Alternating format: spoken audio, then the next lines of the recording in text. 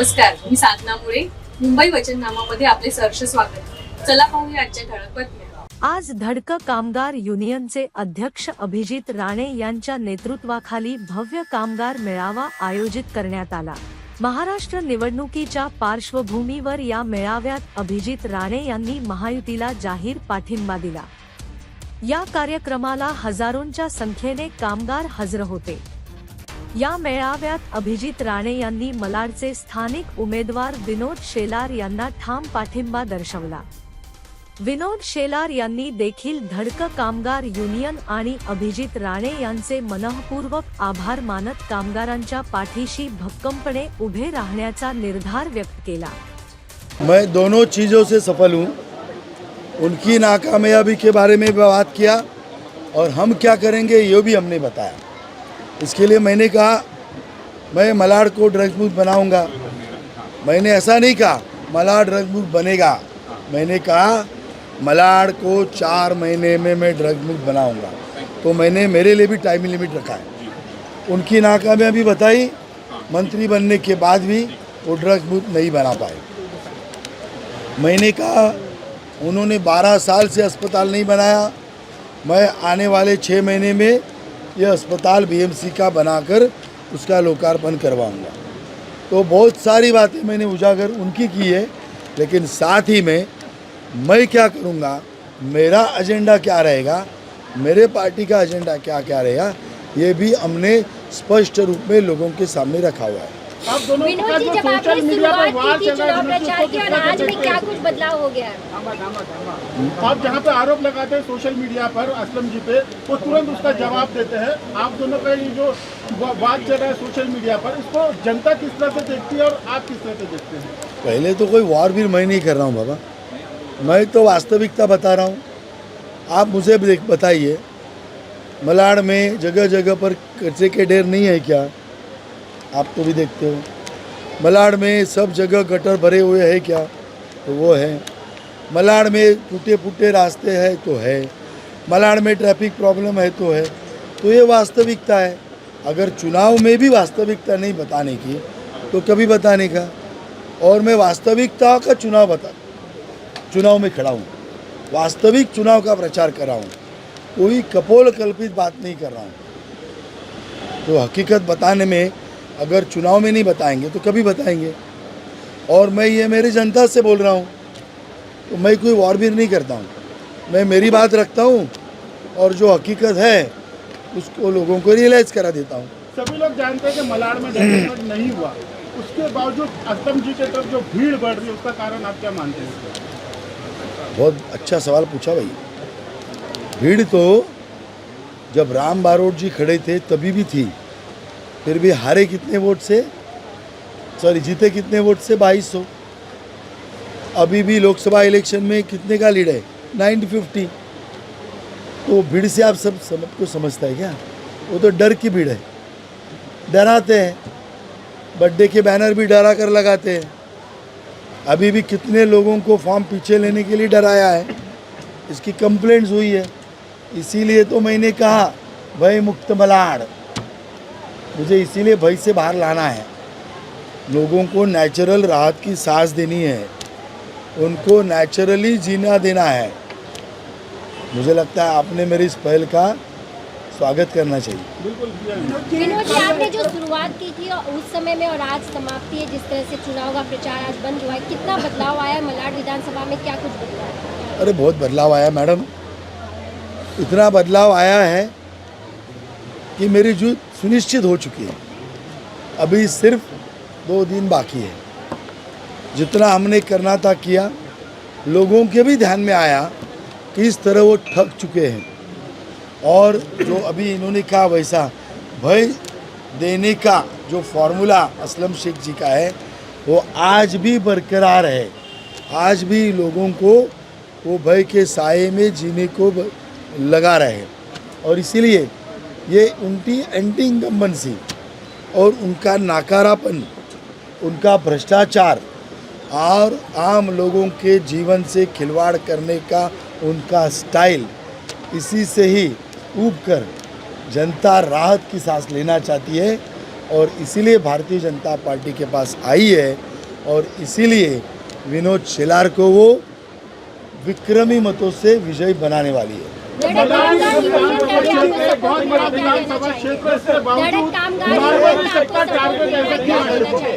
Ladies first, बोलो। धड़क कामगार यूनियन का भी आपको पूरा सपोर्ट और समर्थन मिल रहा है, उसके लिए आप क्या कहना चाहेंगे? देखो, धड़क कामगार यूनियन क्या है?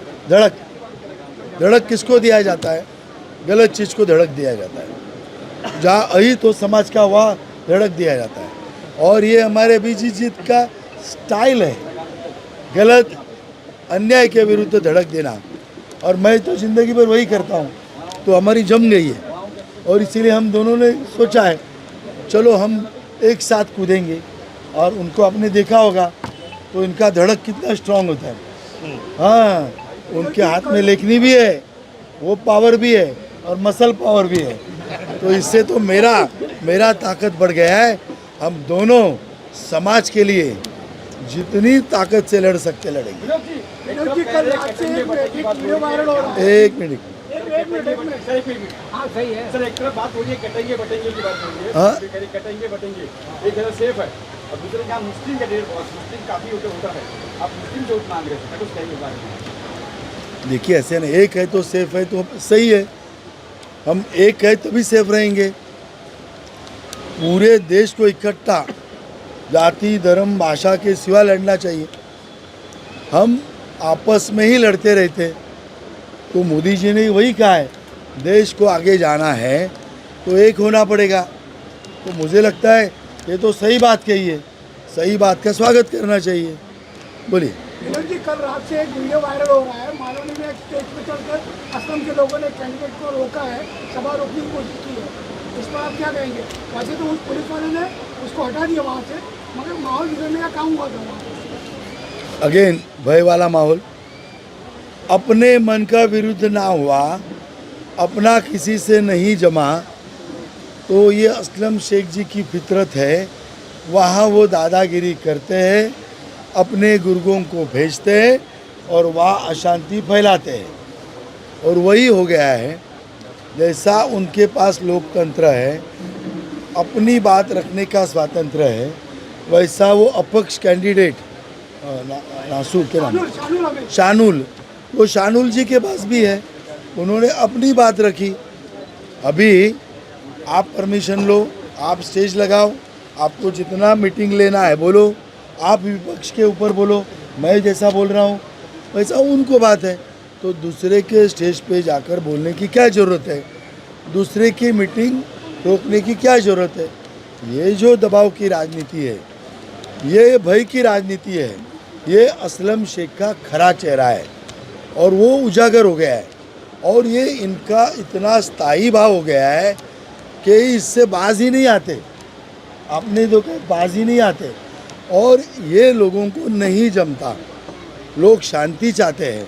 और इसीलिए ये जो जिन्होंने स्टेज पे जाकर हंगामा मचाया, इनके ऊपर कड़ी सी कड़ी कार्रवाई पुलिस ने करनी चाहिए, ऐसी मांग मैं आपके सामने रखता हूं। और लोगों को ये अपील करता हूं, लोकतंत्र, ये कांग्रेस कहती है बीजेपी घटना बदलना चाहती है, लोकतंत्र का गला दबाना चाहती है। आपके सामने ही आया, लोकतंत्र का गला कौन दबा रहा है? विपक्ष खड़ा है, वो अपनी बात रख रहा है। अपक्ष है, वैसे भी अपक्ष इतने स्ट्रांग बेचारे नहीं होते, वो कैसे भी अपनी बात रख रहे। तो लोकतंत्र का गला दबाने का काम कांग्रेस करती है और मलाड में असलम शेख करते हैं। जी जी, आप क्या कहना चाहेंगे? आज आपने मेड़ावा का कार्यक्रम रखा, वो बोलेंगे। और पहले भी काफी लोग मरे हैं मालवनी के अंदर। आपके आने पर सर कह रहे नई पीढ़ी जो है बर्बाद हो गई। आपके आने के बाद नहीं, मेरे आने के पहले। हाँ, आपके आने के बाद सर क्या उसका एक्शन, क्या बदलाव होगा? आपके आने के बाद क्या बदलाव आएगा? एक क्लियर है, चुनाव जीतने के बाद पहले 4 महीनों में मालवनी को नशा मुक्त होना ही पड़ेगा, उसको कोई ऑप्शन नहीं है। विनोद शेलार मालवनी को नशा मुक्त करेगा। मेरे पास पूरे लोगों की लिस्ट है, कौन सी जगह किस जगह क्या होता है। हम पुलिस को ये एक्शन लेने के लिए बाध्य करेंगे। जो पुलिस वाले इनको मदद करते हैं उनके ऊपर कार्रवाई होगी। आम जनता का इसके लिए सहयोग लेना पड़ेगा। मेरे लिए ये चुनावी काम नहीं है, ये मेरा मिशन है। मेरे युवाओं की ज़िंदगी बचाना, उनके माताओं के जीवन में शांति लाना, उनके बच्चों के जो स्वप्न है उनके साकार करना, ये मेरा जीवन का मिशन है। और इसीलिए मैं कोई भी हद तक जाकर इस मलाड में नशा मुक्ति का काम करवाऊंगा। और जो नशे में ऑलरेडी है उनको नशे से बाहर लाने के लिए आने वाले दिनों में रिहेबिलिटेशन सेंटर्स के भी प्रयास हम करेंगे। सर असलम से घुसपैठियों घुसपैठियों ने बहुत सारे जमा कर रखे हैं वोट बैंकर, उनके लिए क्या बांग्लादेश घुसपैठी यहाँ पे Yes. तादाद पे है, इसको किस तरह का प्रतिशत दे रहे हो? आप चुनाव जीतते हो तो बहुत सारे वोट बैंक। मेरे प्रायोरिटी कामों में ये काम है। भारत में रोहिंग्या और बांग्लादेशियों का कोई स्थान नहीं है। आज मालवनी में स्पेशली कांग्रेस वालों ने प्लान करके गलत डॉक्यूमेंट बनाकर रोहिंग्या और बांग्लादेशियों का नाम एनरोल किया हुआ है। इसीलिए मैं जिम्मेदारी से बात कह रहा हूँ, आप इलेक्शन कमीशन से पूछिए। मालवनी में मलाड विधानसभा में सबसे ज़्यादा वोटर एनरोलमेंट लास्ट 5 साल में मुंबई में कहाँ पर हुआ है तो सेकंड नंबर का स्थान ये मलाड मालवनी को जाता है। और ये कैसे हो गया? तो ये विधायक जी ने अपने लोगों को लगाकर ये सब बांग्लादेशी और रोहिंग्या को प्लान करके उनको एनरोल किया है। और मेरी मांग यही नहीं है, मैं ये करके लूँगा। इन सभी बांग्लादेशी और रोहिंग्याओं को मलाड से मालवनी से उनको जाना पड़ेगा। साथ ही में उनका नाम भी वोटर लिस्ट से जाएगा। इसके लिए मैं पूरी तैयारी से काम में लगने वाला हूँ। अभिजीत जी क्या कहना चाहेंगे? आज आपने मेड़ावा लिखा रखा है और क्या लगता है मलाड विधानसभा की जनता कितना विनोद जी के पक्ष में है, बीजेपी के पक्ष में है? निश्चित तौर पर धड़क कामगार यूनियन महासंघ पूरी तरीके से विनोद जी के साथ में पहले दिन से पूरे ताकत से है। मुझे विश्वास है कि विनोद जी भारी मतों से जीत के आएंगे। पूरे देश में हम आदरणीय देवेंद्र जी, नरेंद्र मोदी जी, आशीष शेलार जी, इनके सबके मार्गदर्शन में हम काम करते हैं। एक प्रभावी यूनियन है और हमारे यूनियन का निश्चित तौर पर ये प्रचार में प्रभाव पड़ा है, पड़ेगा और विनोद जी जीत के आएंगे।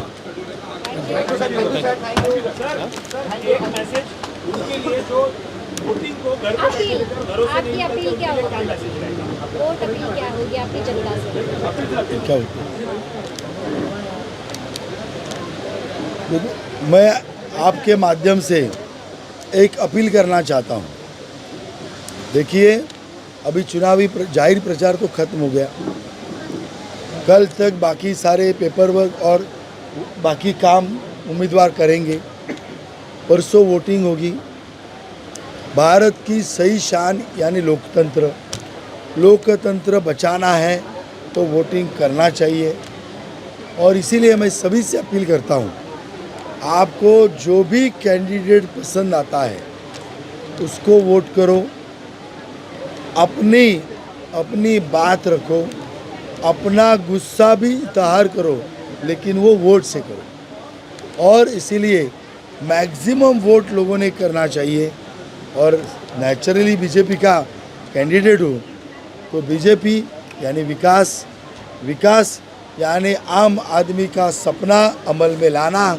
और इसीलिए 100% वोटिंग करो और वो भी वन साइड बीजेपी को करो। इतनी कामना मैं यहाँ पे प्रकट करना चाहता हूँ। आपल्या मुंबई वचननामा चॅनलला सबस्क्राईब करा आणि बेल आयकॉन दाबायला विसरू नका.